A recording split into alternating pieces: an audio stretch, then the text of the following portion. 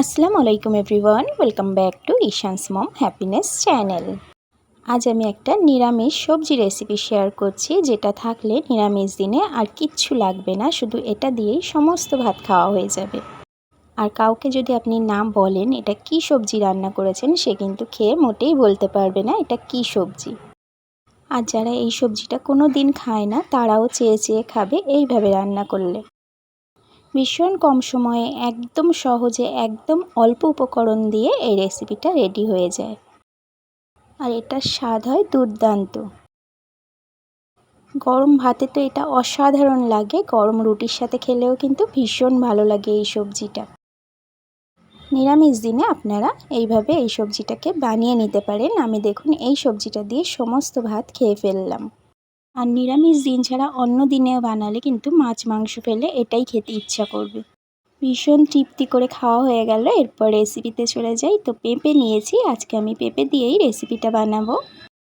খুব ভালোভাবে খোসা ছাড়িয়ে ধুয়ে পরিষ্কার করে নিয়েছি। এরপর একটা গ্রেটার নিয়ে নিয়েছি, গ্রেটারের এই যে বড় দিকটা দিয়ে সমস্ত পেঁপেটাকে আমি এইভাবে গ্রেট করে নেব। যারা কোনো দিন এইভাবে বানাননি অবশ্যই আমাকে বিশ্বাস করে একবার বানিয়ে দেখতে পারেন, অসাধারণ টেস্ট হয়। এইভাবে বানালে বড়রা তো খাবেই, বাচ্চারাও কিন্তু ভীষণ ভালোবেসে খেয়ে নেবে। সমস্ত পেঁপেটাকে সুন্দরভাবে গ্রেট করে নিয়েছি।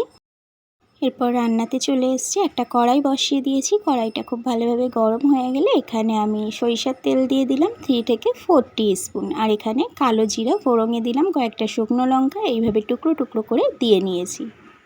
কয়েকটা সেকেন্ড নাড়াচাড়া করতে করতেই সুন্দর একটা স্মেল আসবে, তখনই আগে থেকে গ্রেট করা পেঁপেগুলোকে দিয়ে দেব। ভীষণই কম উপকরণে এই রেসিপিটা হয়ে যায়, আর ভীষণ কম সময় লাগে, যেহেতু পেঁপেগুলো গ্রেট করা খুব তাড়াতাড়ি সিদ্ধ হয়ে যাবে। পেঁপেটাকে তেলের উপর এইভাবে 2 মিনিট নাড়াচাড়া করব। তারপর পেঁপের পরিমাণটা যেহেতু কম, পেঁপেটা একদমই ছোট ছিল, তো এখানে অল্প একটু লবণ দেব আমি, আর অল্প একটু হলুদ গুঁড়ো দেব। আপনারা আপনাদের পেঁপের পরিমাণ বুঝে লবণটা আর হলুদ গুঁড়োটা দিয়ে নেবেন, ব্যাস। আর কোনো গুঁড়ো মশলা এখানে আমি ইউজ করব না। লবণ আর হলুদটা দিয়ে আরও 2 মিনিট এইভাবে নাড়াচাড়া করব। গ্যাসের ফ্লেমটা এখন মিডিয়াম ফ্লেমে আছে। এরপর সিদ্ধ হওয়ার জন্য এখানে অল্প একটু পানি দিতে হবে, তো এখানে আমি 1/2 কাপ পানি দিয়ে দিলাম। এটা একদম মাখা মাখা হবে। 1/2 কাপ পানি দিয়ে গ্যাসের ফ্লেমটা একদম লোতে দিয়ে ঢাকা দিয়ে এটাকে আমি 7 থেকে 8 মিনিট রান্না করব। 8 মিনিট পর ঢাকাটা ওপেন করেছি, দেখেই বুঝতে পারছেন পেঁপেটা একদম সিদ্ধ হয়ে গেছে। এরপর কি করব, গ্যাসের ফ্লেমটাকে হাই করে দেব।